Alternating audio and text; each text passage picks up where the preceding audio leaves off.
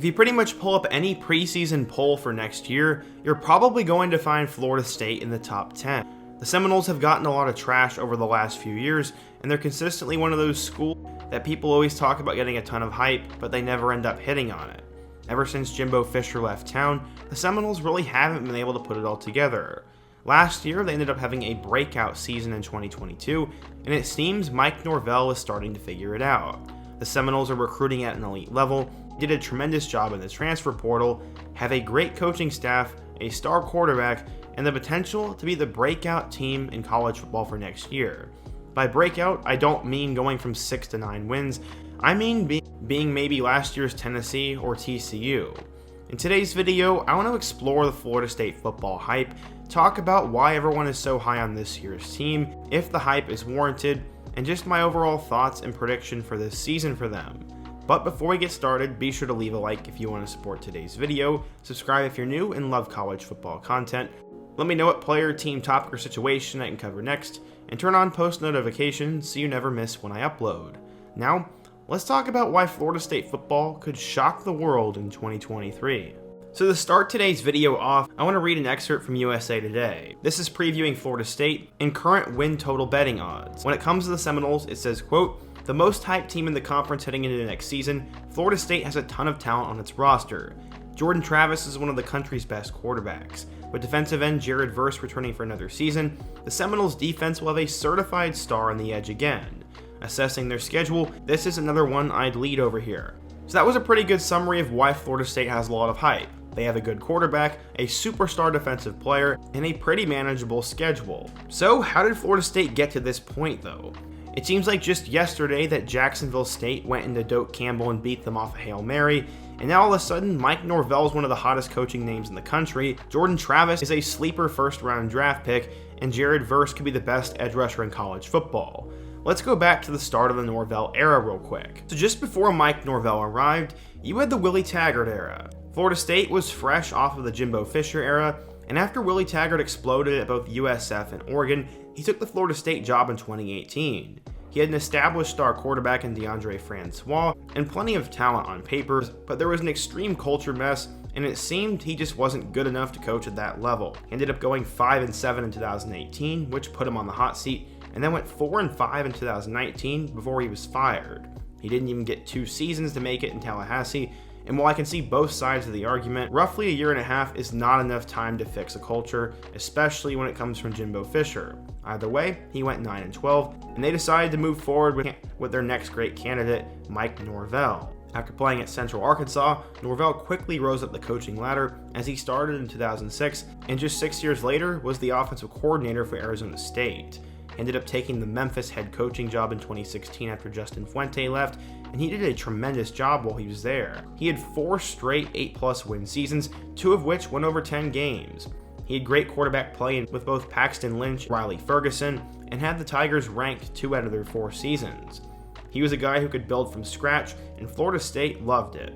He was also young and charismatic, so expectations were really high for Norvell. Norvell's first year in Tallahassee was interesting, as he had a couple of quarterbacks in Jordan Travis, James Blackman, and Chuba Purdy, and overall you could tell they were just behind. They didn't have a star receiver, they didn't have a running back one, and just in general, they were behind. There was a mess to clean up, but on the bright side, they did have a huge upset over number 5 North Carolina, as they won 31-28, and that was the first big win of the Norvell era. 2021 was expected to be better, as you had Jordan Travis and Mackenzie Milton at quarterback, and having an insane regulation game against Notre Dame, they ended up losing by way of a game-winning field goal. The energy was back though, except it all went away after their following game. Jacksonville State ended up having a Hail Mary victory, and this took all the life out of Florida State football. Back-to-back losses to Wake Forest and Louisville gave them an 0-4 start, but Norvell had them bouncing back. Won 5 of their next 7 games, including road victories against North Carolina and Boston College, before they lost a close one against Florida in the regular season finale. Because of that loss, they ended up going 5-7, but there was at least some decent momentum heading into 2022.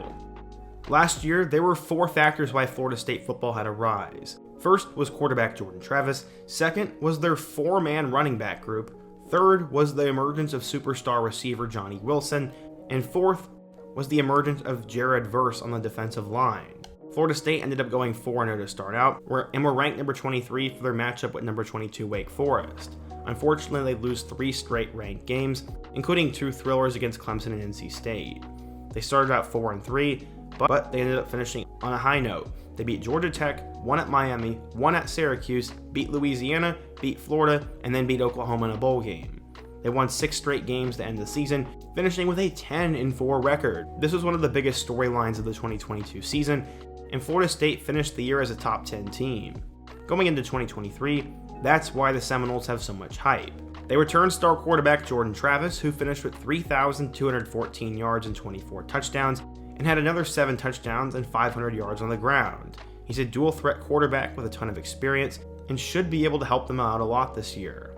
I got to watch wide receiver Johnny Wilson play in person, and I gotta say, he is absolutely insane. The guy is an athletic freak, and he finished with 43 catches for 897 yards and 5 touchdowns last year, but I fully expect him to break out into a top 5 receiver in college football next year. You will also return Jared Verse, as I said, last year he finished with 47 tackles and 9 sacks. He was supposed to be a mid-first round pick, but decided to come back. You also have to factor in their recruiting class, as they finished with the 16th overall class and brought in 5-star wide receiver Hakeem Williams. He's someone I think can contribute right away, and they also, in my opinion, did a really good job in the transfer portal.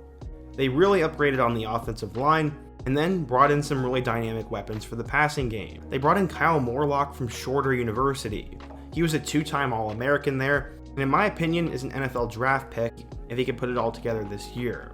They also grabbed tight end Jaheim Bell from South Carolina, who at one point was a projected first-round pick. He had disagreements with the coaching staff, and now brings his insane athletic potential to Florida State.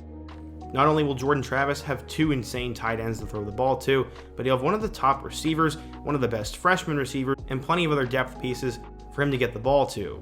I think Florida State's going to have a really explosive offense, and I'm not too concerned about their defensive line. The big question is, will they be able to win these close games? How is the secondary going to play? And how will they react to having a ton of hype? When you take a look at their 2023 schedule, it starts out with LSU. LSU is probably going to be a top 10 to top 15 team to start out. This game is going to show us a lot. If they win that, they could be the storybook team of the year. If they lose that, they'll have to figure it out. In week 2, they get Southern Miss at home, and then go to Boston College. Both of those should be wins. Week 4 is probably the biggest game of the year in the ACC, as they'll face off with conference favorite Clemson. If this game was at home, I'd give Florida State the edge, but for now, I'm going to have to pick Clemson, and I think they start out the season 3-1. After that, though, I don't see another loss. They get Virginia Tech and Syracuse at home, both of which are in rebuilding mode, and then they get a really tricky Duke game. Duke quietly won 9 games in the ACC last year, and Riley Leonard is one of the most underrated quarterbacks in the country. Because this game is at home, though, I think they're going to win.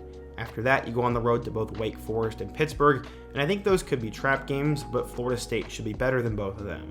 To close out the year, they get both Miami and North Alabama at home, and while I think Miami will be a little bit better than last year, I don't think that game's going to be relatively close.